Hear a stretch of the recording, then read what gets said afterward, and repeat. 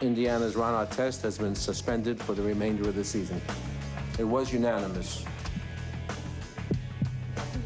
1-0. I'm Jeremy Schaap in New York, where Sunday afternoon Commissioner David Stern meted out some of the stiffest suspensions in NBA history. I'm Kelly Neal in Indianapolis, and I'll have the latest on the Pacers. I'm George Smith in Auburn Hills, Michigan. The Pistons host their first game since Friday night's fight. We've got the reaction.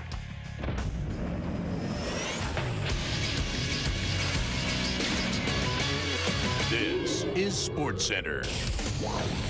Pacers and Pistons get served. Ron Artest forced to sit for the season. What now for Indiana, Detroit, and the NBA? Peyton pads his historic touchdown run. Eli gets a real shot to win his first game. And Big Ben finally acts his age. Plus, talk about a fight. The chase for the Nextel Cup comes down to the final lap.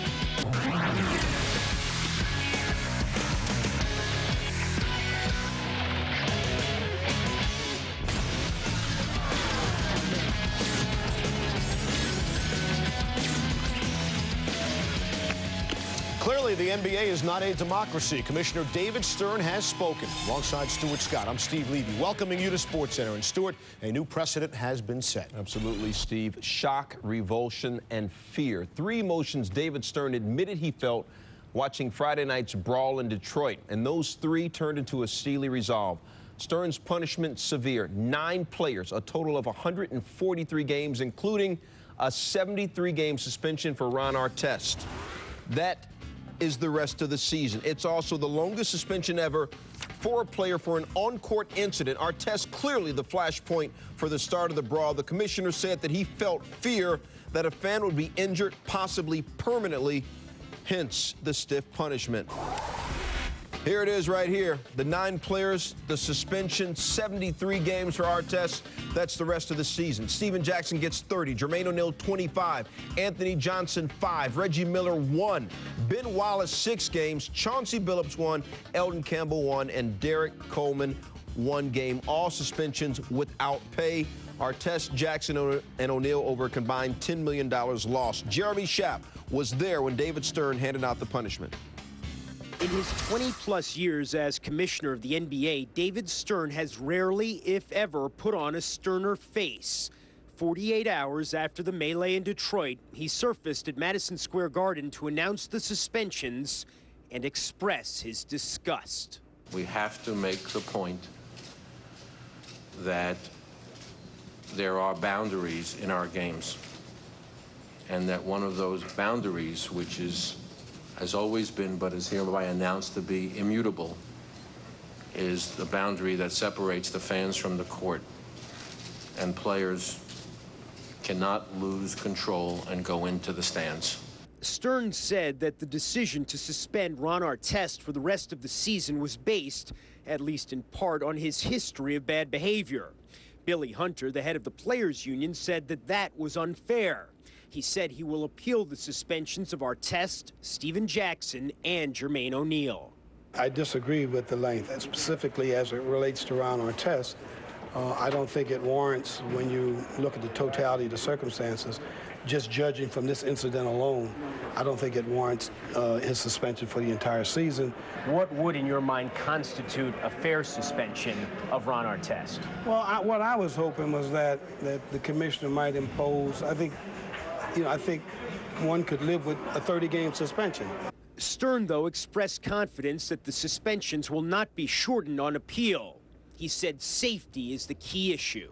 My first priority was the safety of the fans and the players, and all those who are on the bench and around the bench and in the building. I mean, we have a collective responsibility to have a civilized grouping in these arenas, and I think that's my responsibility. Stern said he hasn't decided yet how NBA security might be changed as a result of what happened in Detroit. He and Hunter agree that the NBA's problems are societal. Sports reflects society, and that we're a very good place to get a take on society. And society has become less civil. social norms really are, to some extent, breaking down across a broad array of places.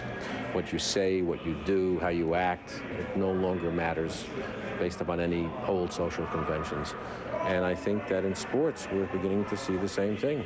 We live in a violent society.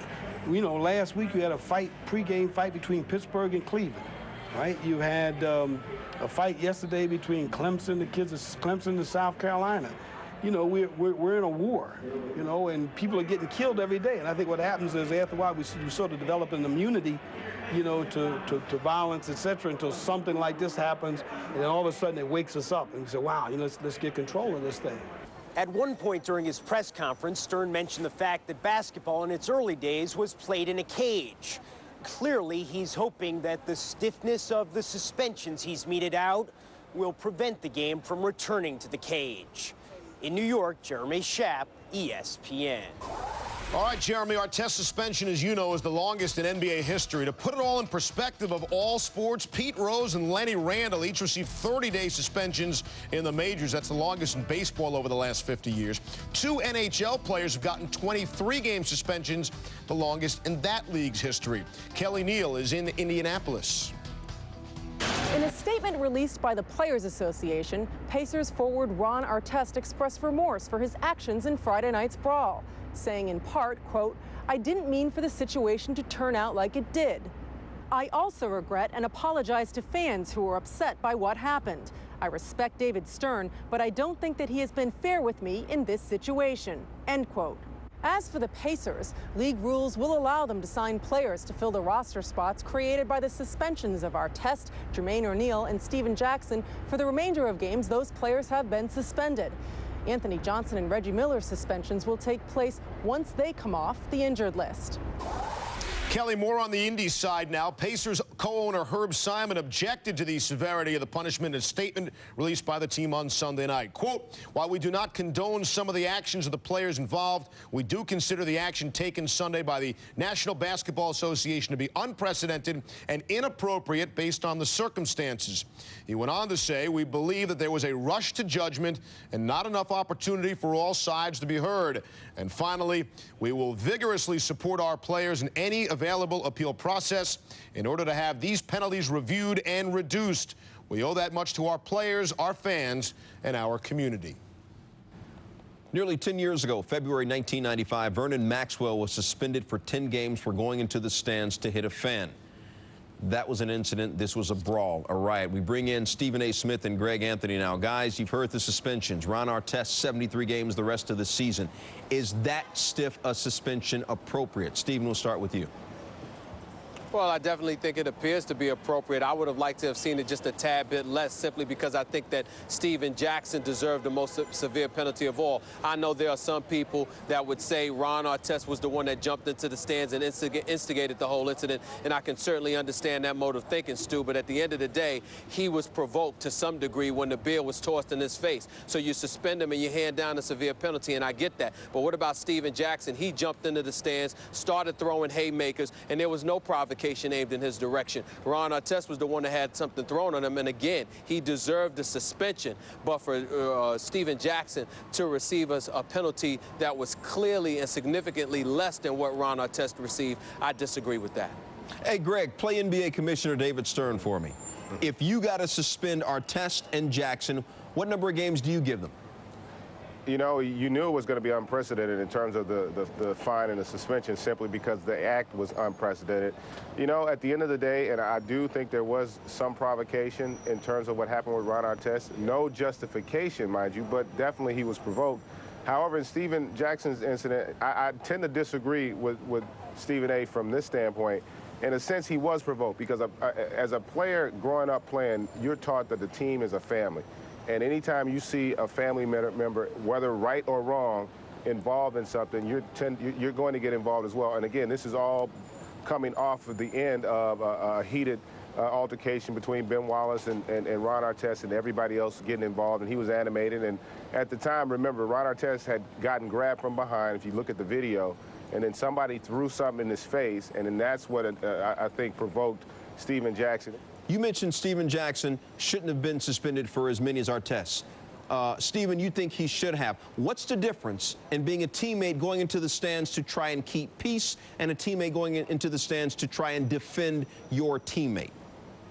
Well, the first thing you could do is try to grab your teammate or try to separate the crowd. You don't just go in there and start throwing haymakers. That's just my personal opinion. I mean, all of us have been in our share of fights or what have you. Some of us growing up have been in melees, and the situation is simple. When somebody is directing blows in your direction, that's when you start throwing haymakers. If nobody threw a haymaker at you, then why would you assume that you need to go in there and start doing something like that? That's just my opinion. Stephen, where I would differ with you is, and again, and all this talk that we're having, it's not justifying anything. I have no problems with the fines as they were handed out. But if you look at it from the standpoint of that being a family member, and again, there's no doubt that that's how a team is.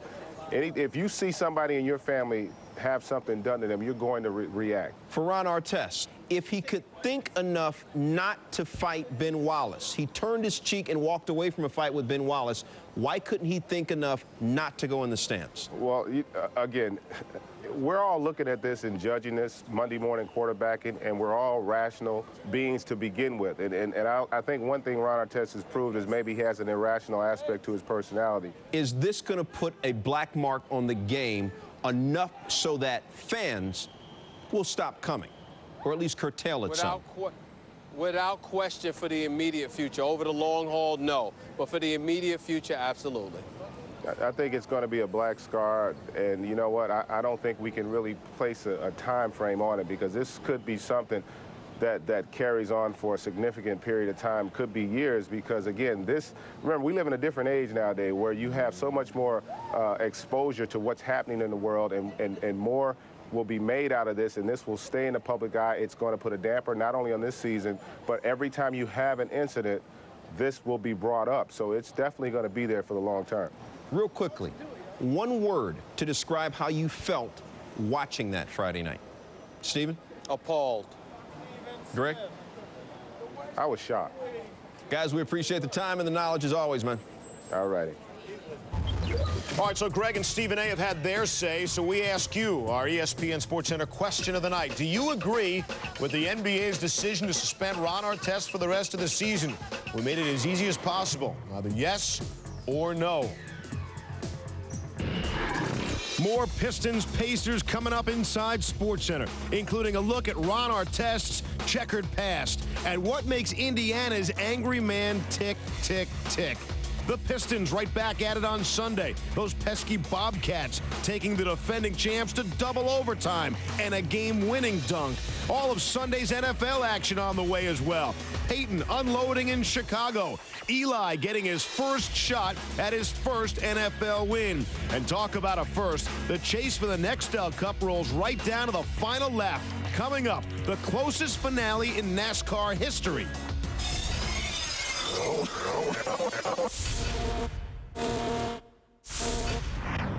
Miller. There's good enough, and there's better than it has to be. Miller. Good call. I couldn't factor out his previous history. And if it had been perhaps another person who had a different track record here, might it have been different? I can't say for sure, but I think it's a fair point to make that it might have been. Casual sports fans were likely first made aware of Ron Artest after the Pacer asked his coach for some time off so he could, among other things, promote his R&B album. Now, in the wake of Friday night's Punch Fest, he's a household name in households that have never heard of Shaquille O'Neal. Artest is the first player to be suspended for nearly an entire season for an incident that took place during an NBA game. As Bob Lee reports, the bad boy has just graduated to the worst boy ever. Now Artest has jumped over the scorer's table and is trying to get down to the bench. Artest is in the stands. Ron Artest and controversy, long fellow travelers, are now linked as never before. He won last season's honor as NBA Defensive Player of the Year. But the very intensity that elevates Artest's game and made him an all-star also puts him in the principal's office. Butler hammered out of bounds by Artest. 2 years ago, his season was a 7-month voyage of belligerent behavior. Artest committing 8 flagrant fouls, suspended for a total of 12 games and assessed $155,000 in fines. Following a loss to the Knicks, Artest destroyed a television monitor. And against the Miami Heat, while the game was in progress, he attempted to engage Pat Riley in conversation and actually confronted the coach at one point. I never have ever talked to an opposing player. And I don't want anybody talking to me. You know, that's who he is. You know, he's a hell of a player, but he's got to get that under control. Artest's behavior may have made him a particular fan target. Late in the regular season in Cleveland, Artest appeared to be hit by an object thrown from the stands. Following the Pacers' upset loss to the Celtics in the 2002 playoffs, Artest was struck by debris thrown by Boston fans and had to be restrained by a Pacers assistant coach. Not gonna do anything. Come on, my nigga. Security. Get your security back here. Last season, Artest missed only one game because of suspension. But this year, he was benched early on by Coach Rick Carlisle, having reportedly asked for time off. Artest says he wanted to heal from injuries. Other reports said his request involved an R&B music project. As a man, you got to be able to do what you want to do. So if I decide to want to, leave the game or take a month off, I'm a grown man. It doesn't make me crazy, to want to do something that I want to do. The Tempest focused attention on all of his prior problems, all of which pale in the face of his central role in Friday's melee, his landmark suspension, and now his permanent place in NBA infamy. Mark Jackson joins us now. I was reading a bio on Ron Artest, and it said his emotion sometimes bubbles to the surface, but he's making strides in containing that intensity. You know him from St. John's, New York. What happened? He didn't contain those emotions. The same thing that has made Ron Artest the best defensive player in the league and a great, great basketball player is the same thing that all of a sudden has stripped him of the rest of the season. He had a problem with containing it in Chicago. He had a problem with containing it in Indiana. Somebody had to put a stop to it. They waited until the bubble burst, and now they have it sitting in their lap. Well, the league suspends him for the rest of the season. What else does the league do to help this guy? You have to get this young man help. He's a very solid young man from New York City, crying out for help. When you ask for a month or two off, 5 games into the season, to produce or promote a rap album, you have issues. And it's time to sit down and teach you a lesson. Not to put you at the end of the bench and suspend you for 2 games with pay, but to tell you, go ahead home, you're going to be suspended, we're going to take care of this, but you have a problem, young man. He's got 4 kids. What do you think he says to his children when they ask about this? I've witnessed Ron Artest with his kids, embracing them like a loving dad. He's a great human being that would do. Man up to it. Look at your kids in the eyes and say, Daddy made a mistake. I was wrong. This is how I handled it. This is how I should have handled it. I'm going to learn from it, and I'm going to be a better dad, and I'm going to be a better human being because of it. How do you think he comes out of this at the end of the season, at the end of the suspension? How do you think he comes out of this? I think he's going to come out of it fine. The reason being is because Ron Artest, that same heart and determination and desire that has made him a super basketball player, is in the end is going to show. He's going to learn from his mistakes and experience his time off is going to help him. And in the long run, he's going to be just fine. I believe he's going to put quality people around him, and it's going to be to his advantage to have had this break. Artest is a different kind of cat. If you ask him who's the toughest guy he ever had to defend, he'll tell you a guy named Mike Chatfield, who was a neighborhood playground legend where he grew up in Queensbridge, New York. I got one problem with that. Here's a guy that faced me. I'm better than that, Mike. Oh, he D'd you up when you all schooled around at St. John's. I will dust that Mike off. That Mike. The Mike. Just point of reference there. Been there. We appreciate it, Mark. Thank you. Of course, it takes 2 to tangle, and if ever the Pistons could have used the longest road trip in franchise history, this was the time. No such luck. 2 nights after arguably the worst brawl in U.S. sports history, Detroit was right back at the scene of the crimes, plural, not singular. The Palace in Auburn Hills took on a different look Sunday night with Charlotte in town and Indiana long gone. As George Smith reports, security was tightened and awareness heightened. Tayshaun Prince's emphatic jam put an exclamation point on 3 of the most tumultuous days in NBA history. After a few minutes of celebrating a dramatic double overtime victory with only 8 players on the bench, the reality of the league's severe suspension set in. It's sad, you know, like I said, I know Ron. I played with Ron since college, you know, and you still love him to death, you know, but like I said, it's kind of a tough thing to comment on. A lot of people think that's harsh, and a lot of people think, hey, maybe it might not be for some, you know. But, you know, that's what us players put them in that position to make that decision. How do you feel about Ben getting 6 games, and how hard will it be to play without him? It's always hard to play without our main guy, you know.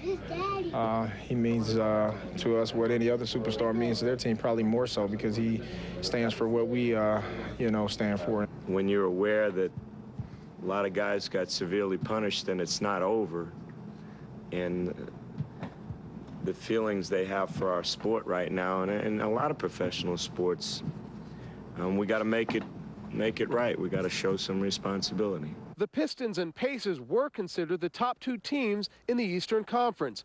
That is until Friday night's fight knocked out 3 of Indiana's stars.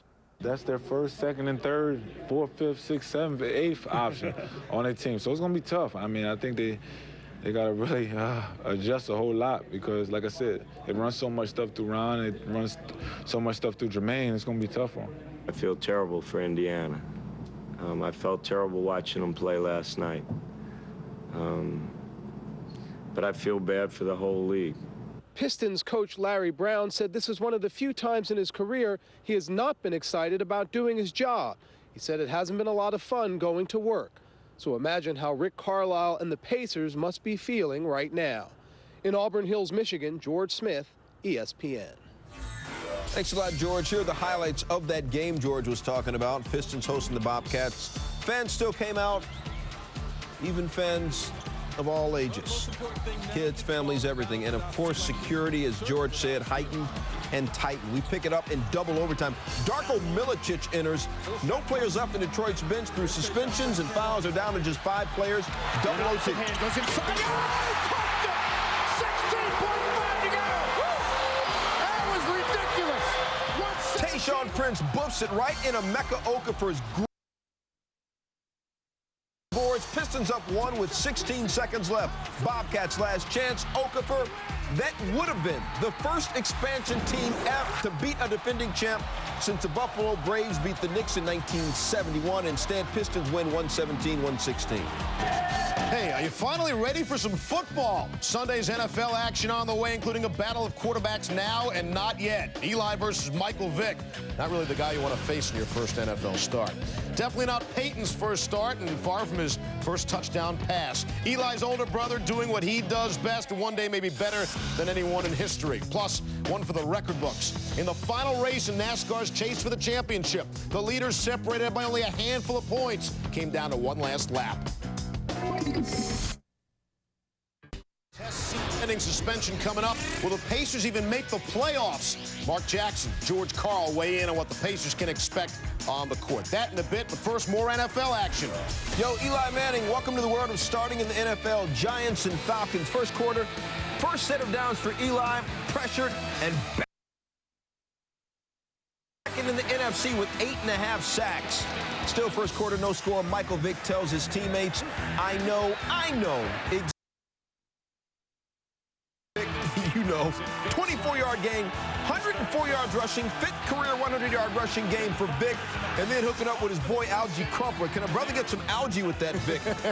Michael, 9 touchdown passes this year. Late second quarter, Eli finds a wrong dude. Jason Webster, first of 2 picks that Eli threw. He rushed his passes early on. He said so. I think just when I got into the game, I was so concerned of getting the ball out of my hands quickly and not taking sacks and making quick decisions that I got just a little too rushed at sometimes. Third quarter, he even admitted he played better. 14-0 Falcons, third down. Eli scrambling, tosses it to Tiki Barber. Tiki Bear, 10 yards and a first down. Eli, 17 of 37, $162. And then give the people what they want to Jeremy Shockey. 6-yard touchdown. And interesting, Archie Manning's first touchdown, Steve, and Peyton Manning's first touchdown, also 6 yards. Shockey does the okey-doke with the ball and then gives it to Eli. Fourth quarter, Eli working the 2-minute drill. Hands off to Tiki Barber, who's just been straight righteous this year. First down there, Tiki, 21 carries, 107 yards, 700-yard game of the season. Eli then completes to Ike Hilliard. But then Eli, 4th and 3, incomplete to Jeremy Shockey. After the game, though, Vic, very classy move, whispered in Eli's ear, "You're going to be just like your brother in due time." Falcons get the win. Eli gets his first career touchdown pass, but like his brother and his father, he also threw at least one interception in his first career start. Peyton threw 3, went over 300 yards.